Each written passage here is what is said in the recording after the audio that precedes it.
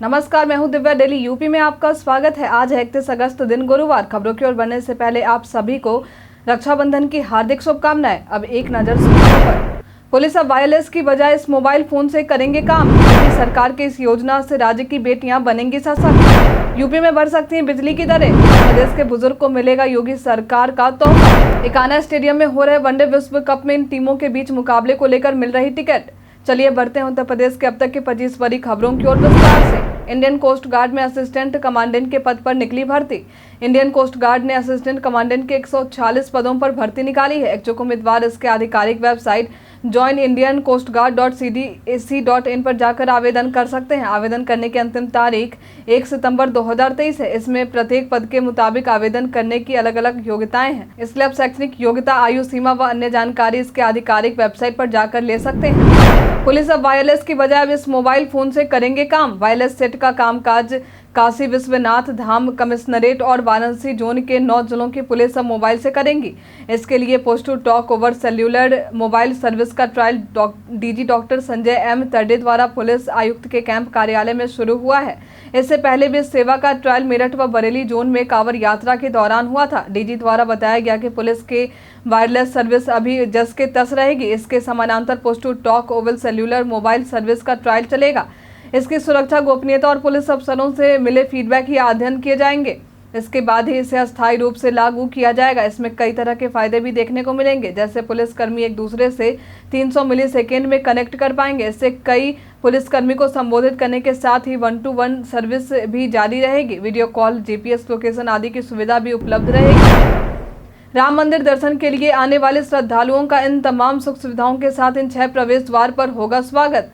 अयोध्या में राम मंदिर तक आने के लिए 6 प्रमुख द्वारों पर 6 प्रवेश द्वार का निर्माण किया जा रहा है। इन प्रवेश द्वार पर श्रद्धालुओं की सुख सुविधा के लिए लग्जरी होटल के साथ साथ हर तरह के सुविधाओं से युक्त प्लाजा का निर्माण कार्य भी किया जा रहा है। ये प्रवेश द्वार अयोध्या में लगभग 8 किलोमीटर की दूरी पर स्थापित होंगे, जो रायबरेली, सुल्तानपुर, लखनऊ, गोंडा, बस्ती और अंबेडकर नगर को जोड़ेंगे। इस प्रवेश द्वार पर पार्किंग से लेकर रेस्टोरेंट, टॉयलेट, डॉर्मेट्री जैसी तमाम सुविधाएं श्रद्धालुओं को मिलेंगी।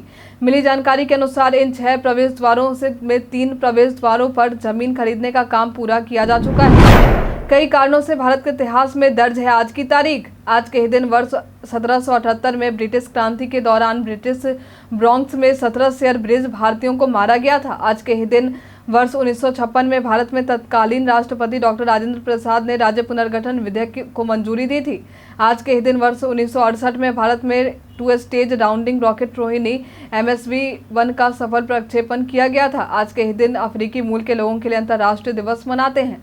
आज के ही दिन विश्व संस्कृत दिवस मनाते हैं। आज के ही दिन वर्ष 1569 में मुगल शासक जहांगीर का जन्म हुआ था। IPL के तर्ज पर यूपी T20 लीग का हुआ आगाज। फिल्मी सितारों ने जमाया महफिल।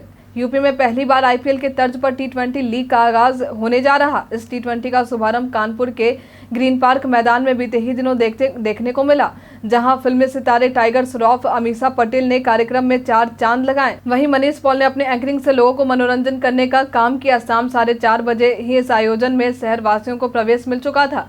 बता दें कि 6 टीमें आयोजित हो रहे इस लीग में अपना प्रदर्शन दिखाने वाली हैं। जो टीम विजेता होगी उन्हें 1 करोड़ रुपए के नगद पुरस्कार दिए जाएंगे। पहला मुकाबला 16 सितंबर कानपुर सुपर स्टार्स और नोएडा सुपर किंग्स के बीच होगा। टिकट की बिक्री शुरू हो चुकी है। बता दें कि यह टिकट 100, 200 और 400 रुपए में उपलब्ध हो जाएंगे। इसरो के चंद्रयान 3 की सफलता के बाद सौर मिशन में लगे IIT BHU के वैज्ञानिक। चंद्रयान 3 की सफलता के बाद अब हमारे खगोल वैज्ञानिक सूरज के धब्बों का रहस्य खोलने के लिए एक नए सौर मिशन पर लग चुके हैं। भारत के इस नए सौर मिशन का नाम है आदित्य L1। इसके लॉन्चिंग की तिथि की घोषणा भी की जा चुकी है, जिसकी तैयारी में IIT BHU के वैज्ञानिक भी जोरों शोरों से लगे हुए हैं। बता दें कि इसरो के साइंस टीम के सदस्य में IIT BHU के 3 वैज्ञानिक भी शामिल हैं। इन तीनों ही वैज्ञानिक को इसरो द्वारा अलग अलग जिम्मेदारी सौंपी गई है। यदि यह मिशन सफल होता है तो भारत के वैज्ञानिक सूरज के सतह और इसके भीतर हो रहे हलचल की भी बेहतर निगरानी और भविष्यवाणी करने में सक्षम हो पाएंगे। यूपी में बढ़ सकती है बिजली की दरें। विभिन्न श्रेणी में के बिजली उपभोक्ताओं की बिजली दरें 3 महीनों के लिए उत्तर प्रदेश में बढ़ने की संभावना है। मिली जानकारी के अनुसार पावर कॉर्पोरेशन के ईंधन अधिभार शुल्क के प्रस्ताव पर उत्तर प्रदेश विद्युत नियामक आयोग ने कार्रवाई करते हुए उपभोक्ताओं से आपत्तियों की मांग की है। इन आपत्तियों को 3 सप्ताह तक दाखिल किया जा सकता है। यदि प्रस्ताव आयोग से पास होता है तो राज्य में बिजली की दरें 28 पैसे से लेकर 1.09 रुपए प्रति यूनिट बढ़ सकती है। ज्ञानवापी सर्वे को लेकर अदालत ने सभी पक्ष और अधिकारियों से कही ये बात। वाराणसी के ज्ञानवापी परिसर में हो रहे सर्वेक्षण का आज 28वां दिन है। बीते ही दिनों एएसआई की टीम कड़ी सुरक्षा के बीच सर्वे के लिए पहुंची। परिसर में लगभग 8:30 बजे सर्वेक्षण टीम का दाखिला हो चुका था। इस दौरान काशी विश्वनाथ धाम के बाहर सुरक्षा व्यवस्था काफी सख्त देखने को मिली। निर्धारित मानकों पर हैदराबाद की ग्राउंड पेनेट्रेटिंग रडार की टीम ज्ञानवापी के सर्वे में कार्रवाई कर रही। सर्वे का काम सुरक्षा घेरे में बड़े ही शांतिपूर्ण तरीके से किया जा रहा। बता दें कि होने वाले सर्वे का रिपोर्ट कोर्ट में दाखिल करने का आदेश जिला जज डॉक्टर अजय कृष्ण विश्वेश की अदालत द्वारा दिया गया है। साथ ही कहा गया है कि सभी पक्ष और अधिकारी इस मामले में किसी तरह की बयानबाजी और टिप्पणी न करें। जनता दर्शन के दौरान 200 फरियादियों की सीएम योगी ने सुनी शिकायत। जनता दर्शन के दौरान अधिकारियों को जन शिकायतों के त्वरित निस्तारित करने के निर्देश सीएम योगी द्वारा दिए गए हैं। सीएम योगी ने आवास पर जनता दर्शन के दौरान आए एक फरियादियों की समस्याएं सुनी। इस दौरान सीएम योगी वहां मौजूद बच्चों को भी प्यार करते और चॉकलेट देते नजर आए। बता दें कि राज्य के कई जिलों से लगभग 200 फरियादी बीते ही दिनों जनता दर्शन के दौरान मौजूद दिखे। इस दौरान सीएम योगी ने सभी फरियादियों को आश्वस्त करते हुए कहा कि सबकी समस्या का निस्तारण कराना उनकी प्रतिबद्धता है। काम की बात में आज हम जानेंगे डिटर्जेंट मिले दूध की कैसे करे पहचान। दूध में पानी मिलाकर बेचना तो आम बात है। भले ही इस तरह के मिलावट से हमें शुद्ध दूध नहीं मिल पाते, लेकिन दूध की गुणवत्ता खराब भी नहीं होती। लेकिन अब बाजारों में दूध या दूध से बने पनीर आदि में इतने खतरनाक केमिकल मिलाने का चलन हो गया है जो हमारे स्वास्थ्य के लिए बेहद ही हानिकारक है। कई बार तो सरकार भी इन मिलावटों को देखते हुए हमें सतर्क रहने की सलाह देती है और एफएसएसएआई लैब के माध्यम से बाजारों में मिल रहे दूध या इससे बने घी, पनीर, मिठाई आदि की जांच करती है। लेकिन इन डेयरी उत्पादों की जांच आप घर पर भी कर सकते हैं। कई बार तो दूध में डिटर्जेंट की मिलावट भी देखने को मिलती है। यदि आप अपने दूध में डिटर्जेंट की मिलावट को परखना चाहते हैं तो इसे शीशे के बोतल में पानी और दूध बराबर मात्रा में भरकर बोतल को ढक्कन बंद करने के बाद जोर से हिलाएं। यदि दूध में डिटर्जेंट की मिलावट होती है तो इसमें गाढ़ा झाग बनेगा, लेकिन शुद्ध दूध में झाग की केवल पतली परत ही बनती है जो जल्दी खत्म भी हो जाती है। यूपी सरकार के इस योजना से राज्य की बेटियां बनेंगी सशक्त। यूपी सरकार प्रदेश के लोगों के लिए कई तरह की योजनाएं लेकर आती है ताकि प्रदेश वासियों को अधिक से अधिक सुविधाएं दी जा सके। इन योजनाओं में से एक है सीएम कन्या सुमंगला योजना, जिसके तहत प्रदेश की बेटियों के जन्म से लेकर उनके पढ़ाई तक का खर्चा प्रदेश सरकार उठाती है। गरीब परिवार की बच्चियों को इस योजना के तहत अलग अलग किस्त के तौर पर 15,000 रुपए तक मिलते हैं। बता दें कि एक परिवार से 2 बेटियों को इस योजना का लाभ दिया जाता है जिनका जन्म 1 अप्रैल 2019 के बाद हुआ हो। इस योजना का लाभ वही बेटियां उठा सकती हैं जिनके पिता का वार्षिक आय 3 लाख रुपए से कम हो। कई बार पैसे के अभाव में गरीब बच्चियां शिक्षा लेने से वंचित रह जाती है। इसका उद्देश्य इन बच्चियों को इस योजना के तहत आर्थिक सहायता प्रदान कर सशक्त बनाने में मदद करना है। उत्तर प्रदेश के मौसम का मिजाज, चलिए अब जानते हैं उत्तर प्रदेश के मौसम के मिजाज के बारे में। तो बता दें कि पश्चिमी उत्तर प्रदेश में मौसम शुष्क रहने की संभावना है और पूर्वी उत्तर प्रदेश में 1 या 2 स्थानों पर बारिश या गरज के साथ बौछारें पड़ने की संभावना है। हालांकि मौसम विभाग की तरफ से मौसम को लेकर किसी प्रकार की चेतावनी नहीं दी गई है। उत्तर प्रदेश के बुजुर्गों को मिलेगा योगी सरकार का तोहफा। उत्तर प्रदेश सरकार प्रदेश के तमाम बुजुर्गों के लिए एक बड़ी खुशखबरी लेकर आई है। दरअसल बुजुर्गों की सेहत की चिंता अब प्रदेश सरकार द्वारा की जाएगी, जिसके तहत प्रदेश सरकार द्वारा यह फैसला लिया गया है कि 11,74,000 परिवारों के बुजुर्गों को मुफ्त में इलाज की सुविधा मुहैया करवाई जाएंगी। बता दें कि जिन बुजुर्गों का इलाज होगा उनकी उम्र 60 वर्ष से अधिक होनी चाहिए। मिली जानकारी के अनुसार हर साल 5 लाख रुपए तक के मुफ्त इलाज की सुविधा हर सदस्य को आयुष्मान योजना के तहत दी जाएंगी। राज्य सरकार द्वारा स्वास्थ्य विभाग के इस प्रस्ताव को मंजूरी भी दी जा चुकी है। एशिया कप 2023 में इंडियन टीम में तिलक वर्मा को जगह मिलने पर साउथ के सुपरस्टार ने कही ये बात। साउथ के जाने माने सुपरस्टार विजय देवरकोंडा ने स्टार स्पोर्ट्स से बातचीत के दौरान युवा बल्लेबाज तिलक वर्मा को लेकर बड़ा बयान दिया है। उन्होंने बातचीत करते हुए भारतीय खिलाड़ी विराट कोहली, रोहित शर्मा, सूर्य कुमार यादव और अन्य खिलाड़ियों की जमकर तारीफ की। इस दौरान उन्होंने एशिया कप के लिए टीम तिलक वर्मा को शामिल करने को लेकर कहा, मुझे खुशी है कि तिलक वर्मा को टीम में जगह मिली। देश का पहला डिजिटल और हाईटेक हॉकी म्यूजियम यूपी के झांसी में बनकर हुआ तैयार। एक बार फिर से विकास के पायदान चढ़ रहे उत्तर प्रदेश में देश का पहला हॉकी म्यूजियम बनकर तैयार हो चुका है। यह हॉकी म्यूजियम उत्तर प्रदेश के झांसी में बनकर तैयार हुआ है, जिसका नाम मेजर ध्यानचंद है। इसका उद्घाटन सीएम योगी द्वारा किया गया है। यह म्यूजियम 1 सितंबर से जनता के लिए भी खोल दिए जाएंगे। इस म्यूजियम को लेकर सबसे खास बात यह है कि यह पूरी तरह से हाईटेक और डिजिटल है। रक्षाबंधन के अवसर पर प्रदेश की बहनों ने सीएम योगी की कलाई पर बांधी राखी। लखनऊ के लोक भवन में मुख्यमंत्री कन्या सुमंगला योजना के संवाद कार्यक्रम के दौरान उत्तर प्रदेश के मुख्यमंत्री सीएम योगी आदित्यनाथ भी पहुंचे थे। यहां मुख्यमंत्री की कलाई पर कई युवतियों ने रक्षाबंधन के अवसर पर राखी बांधी। इस दौरान सभा को संबोधित करते हुए सीएम योगी ने कहा कि आज रक्षाबंधन का पावन पर्व है। प्रदेश भर की अपने सभी बहनों को बधाई और शुभकामनाएं देता हूं। साथ ही उन्होंने यह भी बताया कि कैसे प्रदेश की सभी बहनें परिवहन निगम और सिटी बसों की सुविधा का लाभ ले सकेंगी।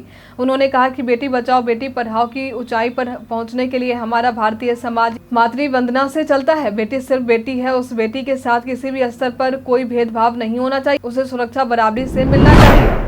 उत्तर प्रदेश पहचान में आज हम बात करेंगे ईरा सिंघल के बारे में। ईरा सिंघल भारतीय सिविल सेवा में कार्यरत एक भारतीय सिविल सेवक है। इनका जन्म आज के ही दिन उत्तर प्रदेश के मेरठ में हुआ था। इन्होंने वर्ष 2014 में संघ लोक सेवा आयोग द्वारा आयोजित सिविल सेवा परीक्षा में प्रथम स्थान प्राप्त किया था। इन्होंने यह कामयाबी चौथी बार में पाई और ऐसा करने वाली पहली अपाहिज महिला बन गई जिन्होंने इस क्षेत्र में इतना ऊंचा स्थान प्राप्त किया था। सीएम योगी का ऐलान, बुंदेलखंड को चित्रकूट के बाद मिलेगा एक और एयरपोर्ट।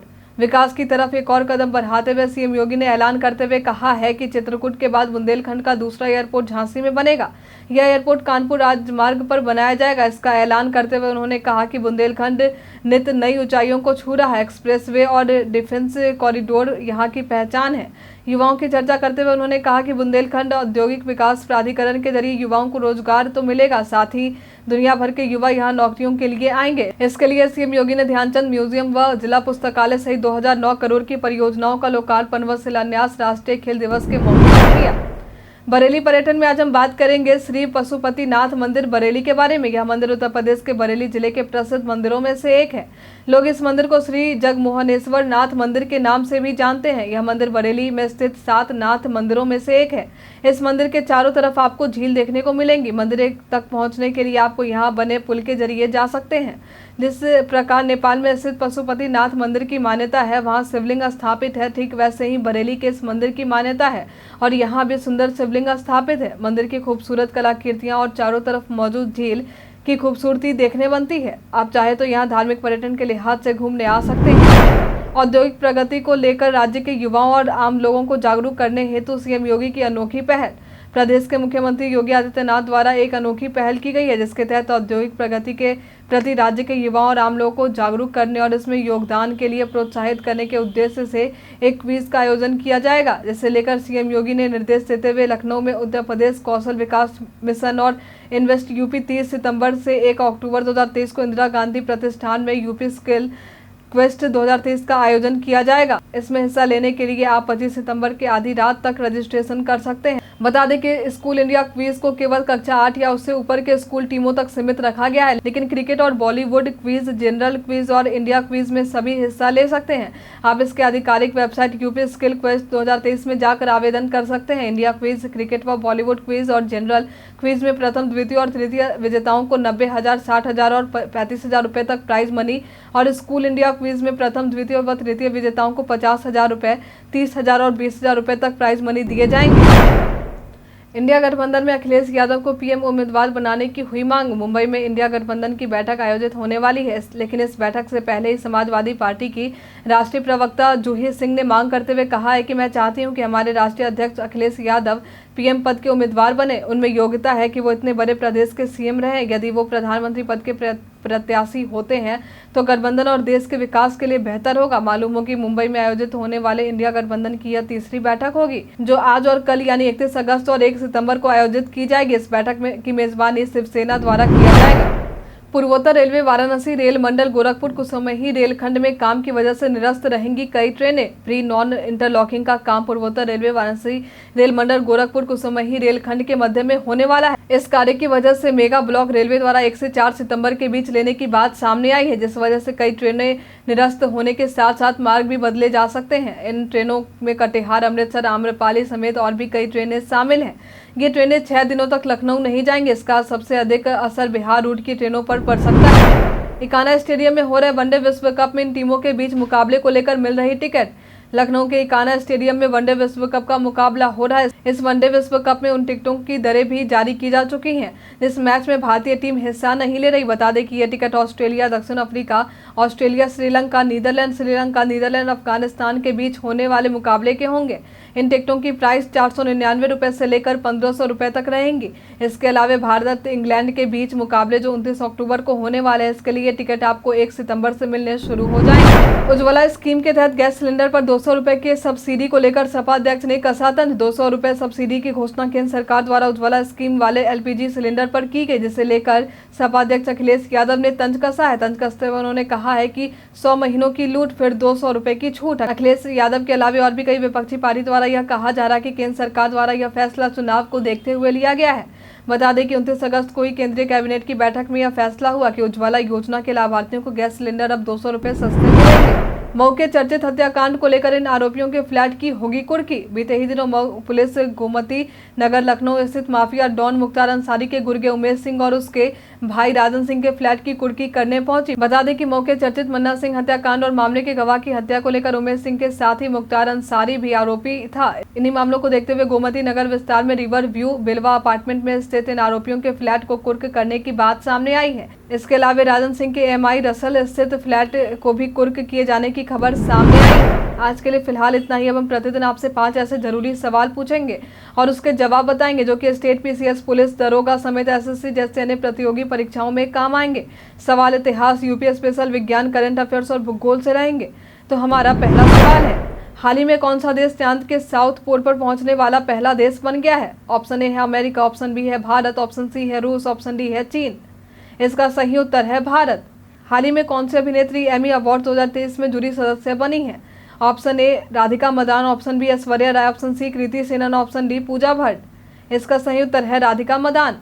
हाल ही में 23 अगस्त को दास व्यापार की स्मृति के लिए कौन सा दिवस मनाया गया है? ऑप्शन ए है राजकीय समारोह, ऑप्शन बी है राष्ट्रीय समारोह, ऑप्शन सी अंतर्राष्ट्रीय समारोह, ऑप्शन डी है इनमें से कोई नहीं। इसका सही उत्तर है अंतर्राष्ट्रीय दिवस। उत्तर प्रदेश में कौन सी नदी बिहरों का निर्माण करती है? ऑप्शन ए है गोमती, ऑप्शन बी है सरयू, ऑप्शन सी है गंगा, ऑप्शन डी है यमुना। इसका सही उत्तर है यमुना। जनसंख्या घनत्व के अनुसार उत्तर प्रदेश का देश में कौन सा स्थान है? ऑप्शन ए है दूसरा, ऑप्शन बी है तीसरा, ऑप्शन सी है पहला, ऑप्शन डी है चौथा। इसका सही उत्तर है चौथा। सवाल जवाब के दौर अब समाप्त होते हैं। आप में से कितने लोगों ने हमारे सवाल का सही जवाब दिया है, कमेंट करके जरूर बताएं। वीडियो के अंत में हम उनका नाम जरूर लेंगे। उत्तर प्रदेश के तमाम खबरों के साथ बने रहने के लिए देखते रहें डेली यूपी। और साथ ही अगर आप यूट्यूब से देख रहे हैं तो चैनल को सब्सक्राइब करें। अगर आप फेसबुक से देख रहे हैं तो पेज को लाइक करना ना भूलें। और आप उत्तर प्रदेश के जिस भी क्षेत्र से देख रहे हैं उस क्षेत्र का नाम हमें हमारे कमेंट सेक्शन बॉक्स में लिखकर जरूर बताएं। धन्यवाद।